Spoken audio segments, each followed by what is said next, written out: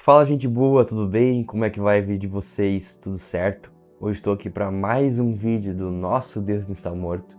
Hoje para ler o livro de Lucas, capítulo 20, amém? Onde nós vamos ter mais uma leitura abençoada desse livro que é maravilhoso, né? Pois bem sabemos que foi escrito por um médico que depois também escreve o livro de Atos. Então, vamos para cima que a leitura de hoje está maravilhosa. A autoridade de Jesus e o batismo de João. E antes de continuar aqui, só precisava pedir para vocês curtir esse vídeo, tá? E se inscrever no canal. Eu sempre esqueço de ficar pedindo isso, mas, por favor, curta esse vídeo, se inscreva no canal, que isso me ajuda demais a estar gravando aqui para vocês, tá bom? Então, faça isso, vai me ajudar demais. A autoridade de Jesus e o batismo de João. Aconteceu que, num daqueles dias, estando Jesus a ensinar o povo no templo e a evangelizar, sobrevieram os principais sacerdotes e os escribas, juntamente com os anciãos, e o arguiram nesses termos: Dize-nos, com que autoridades fazes estas coisas, ou quem te deu esta autoridade? Respondeu-lhes também: Eu vos farei uma pergunta. Dize-me, o batismo de João era dos céus ou dos homens? Então eles arrosavam entre si. Se dissermos do céu, ele dirá: por que não acreditaste nele? Mas se dissermos dos homens, o povo todo nos apedrejará, porque está convicto de ser João um profeta. Por fim responderam que não sabiam. Então Jesus lhes replicou: pois nem eu vos digo com que autoridade faço estas coisas. A gente vê que eles ficavam criticando o batismo de João e tudo mais, ficavam aqui criticando se João, com que autoridade que João foi batizado e não sei o que, mas a gente sabe que foi o próprio Deus, né, que deu autoridade para se batizar João, né? A gente vê aqui, ó, mas eles em tudo ficavam questionando, e isso mostra que o coração deles não cria em Cristo, amém? A parábola dos lavradores maus. A seguir passou Jesus a proferir ao povo esta parábola. Certo homem plantou uma vinha, arrendou-a a lavradores e ausentou-se do país por prazo considerável. No devido tempo mandou um servo aos lavradores para que lhe dessem do fruto da vinha. Os lavradores, porém, depois de o espancarem, o despacharam vazio. Em vista disto, enviou-lhes outro servo, mas eles também a este espancaram e depois de o ultrajarem, os despacharam vazio. Mandou ainda um terceiro também a este, depois de o ferirem, expulsaram. Então disse o dono da vinha: que farei? Enviarei meu filho amado. Talvez o respeitem. Vendo, porém, os lavradores arrazoavam entre si, dizendo: este é o herdeiro, matemo-no-lo, para que a herança venha a ser nossa. E lançando-o fora da vinha, o mataram. Que lhes fará, pois, o dono da vinha? Virá, exterminará aqueles lavradores e passará a vinha a outros. Ao ouvirem isto, disseram: tal não aconteça. Mas Jesus, fitando-os, disse: que quer dizer, pois, o que está escrito? A pedra que os construtores rejeitaram, esta veio a ser a principal pedra angular. Todo o que cair sobre esta pedra ficará em pedaços, e aquele sobre quem ela cair ficará reduzido a pó. Então a gente vê, meus irmãos, nessa questão aqui da parábola dos lavradores maus, a gente vê que sim, os lavradores não creram, entendeu? E os lavradores representam o povo, né? O povo hebreu, o povo judeu, a maioria não creu. Mas a gente sabe que quem desses que não creu, né? Muitos dizem: não, todos os judeus não creram. Mentira. As pessoas humildes e simples, todas elas creram em Cristo. A maioria. Os que o rejeitavam mais, a gente vê que eram os fariseus e os mestres da lei. E por que eles rejeitavam? Porque eles esperavam um Messias mais, tipo assim, um cara mais que viesse já, acabasse com o Império Romano e tudo mais. Mas ele não veio dessa forma, ele veio como servo humilde, né? E olha só, essa parábola também nos mostra e denuncia o que eles fizeram com os profetas que vieram antes de Cristo. Eles sempre matavam os profetas, apedrejavam, faziam escambau com os profetas. A gente vê que todos eles tiveram algum sofrimento porque eles não quiseram ouvir os profetas. Aí veio o dono, né? Veio o próprio Cristo. Aí pensou Deus que esse aí ele ia dar tudo certo, mas não, mataram também. Entendeu? Claro que fazia parte do plano de Deus matar Cristo, e ressuscitar Cristo. Mas isso aqui é uma denúncia, né? Uma denúncia para aquele pecado daquele povo, né? Todo o que cair sobre esta pedra ficará em pedaços, e aquele sobre quem ela cair ficará reduzido ao pó. Mas vamos ler aqui, ó. Vendo, porém, os lavradores arrazoavam entre si, dizendo: Este é o herdeiro, matemo-lo, para que a herança venha a ser nossa. E lançando-o fora da vinha, o mataram. Que lhe fará, pois, o dono da vinha? Virá, exterminará aqueles lavradores e passará a vinha a outros. Ao ouvirem isto, disseram: Tal não aconteça.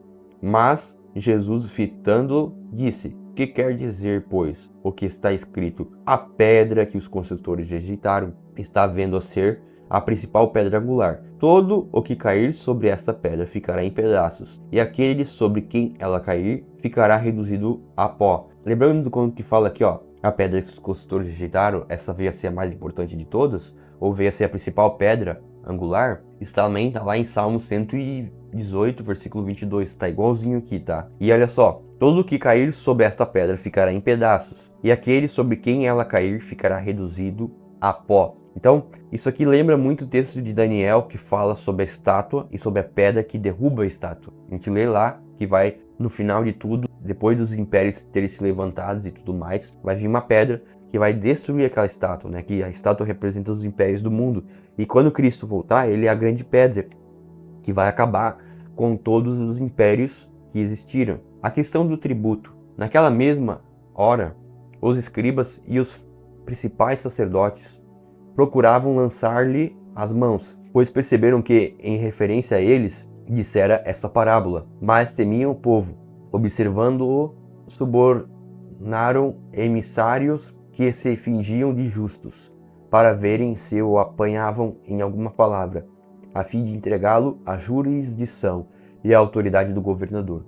Então o consultaram, dizendo: Mestre, sabemos que falas e ensinas retamente, e não te deixas levar de respeitos humanos, porém ensinas o caminho de Deus segundo a verdade. É lícito pagar tributo a César ou não? Mas Jesus, percebendo-lhes o ardil, respondeu: Mostrai-me um denário. De quem é a efígie e a inscrição? Prontamente disseram: De César. Então lhes recomendou Jesus: Dai, pois, a César o que é de César, e a Deus o que é de Deus. Não puderam apanhá-lo em palavra alguma diante do povo, e admirados da sua resposta, calaram-se. Então, olha só, a questão do tributo é um ensino que Cristo ensina a gente que nós devemos pagar os nossos impostos em dia, sabe?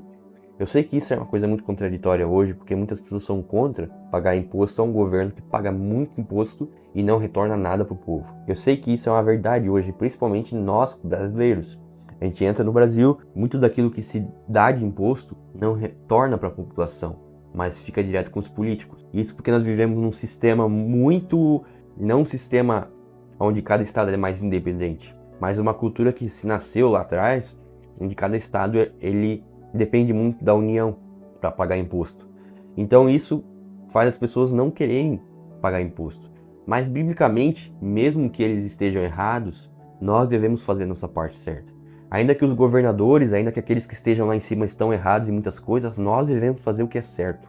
Por quê? Por que nós devemos fazer o que é certo? Porque isso agrada o coração de Deus. Amém? Os saduceus e a ressurreição. Chegando alguns dos saduceus, homens que dizem não haver ressurreição, perguntaram-lhe: Mestre, Moisés nos deixou escrito que se morrer o irmão de alguém, sendo aquele casado e não deixando filhos, seu irmão deve casar com a viúva e suscitar descendência ao falecido. Ora, havia 7 irmãos. O primeiro casou e morreu sem filhos. O segundo e o terceiro também desposaram a viúva. Igualmente, os 7 não tiveram filhos e morreram. Por fim, morreu também a mulher. Essa mulher, pois, no dia da ressurreição, de qual deles será esposa? Porque os 7 a desposaram. Então, lhes acrescentou Jesus: Os filhos desse mundo casam-se e dão-se em casamento. Mas os que são ávidos por dignos de alcançar a era vindoura e a ressurreição dentre os mortos, não casam, nem se dão em casamento, pois não podem mais morrer, porque são iguais aos anjos e são filhos de Deus, sendo filhos da ressurreição, e que os mortos hão de ressuscitar. Moisés o indicou no trecho referente à sarça, quando chama ao Senhor, que está lá em Êxodo 3:6. O Senhor, Deus de Abraão, o Deus de Isaque e Deus de Jacó. Ora, Deus não é Deus dos mortos, e sim dos vivos, porque para ele todos vivem. Então disseram alguns dos escribas: Mestre, respondeste bem. Dali por diante não ousaram mais interrogá-lo. Então olha só, o que acontece aqui nesse texto aqui? Cristo está falando sobre qual das pessoas que a gente casou nessa era aqui a gente vai ser, lá na ressurreição a gente vai estar junto. Vamos supor que tu casou com uma mulher, aí ela morreu. Tu pode casar de novo, né? Porque você tinha um contrato com ela, esse contrato foi rompido pela morte. A morte faz você ser livre para casar de novo. Aí, bom, vamos pensar assim, então você casou de novo. Aí essa mulher morreu de novo. Aí você casou de novo e essa mulher morreu. Na ressurreição, nenhuma dessas mulheres vai ser a sua esposa, porque você não vai mais casar e se dar em casamento no reino vindouro.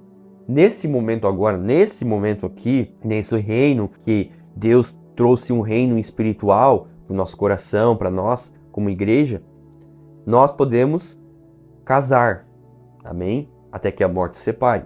Mas no reino vindouro, que é o reino literal de Deus, que nós vamos ver o reino literal, não temos como casar de novo. Por quê? Porque o casamento ele é feito para essa era aqui. Na era vindoura, nós vamos estar casados com o próprio Cristo, com o próprio Deus. Deus vai estar conosco. Nós vamos ser um com Ele, eternamente, entendeu? Nessa era aqui, nós somos pessoas de carne e Deus criou o casamento para nos proteger dos males desse século. Então o casamento ele é criado como uma estrutura para proteger a gente dos dardos do inimigo e o nosso coração. Quando a gente é casado com alguém, nós temos alguém que nos protege espiritualmente. Nós temos alguém que está conosco.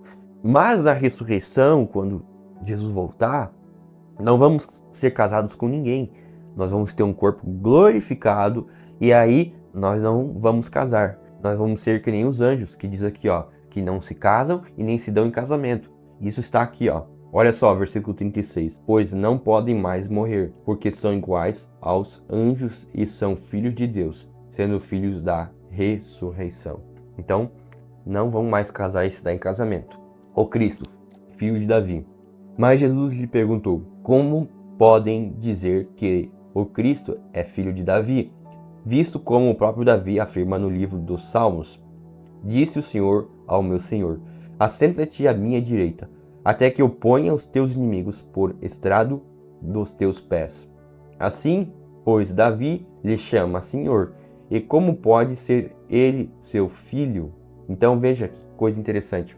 Eles questionam como que Davi chama ele de Senhor, Jesus de Senhor, sendo que Jesus é um filho de Davi por causa da descendência de Davi. Então, meus irmãos, por que Davi chama Jesus de Senhor? Porque Jesus é o próprio Deus. Amém? Então, quando Davi chama ele de Senhor, tem a ver com isso, que Jesus é Deus. Amém?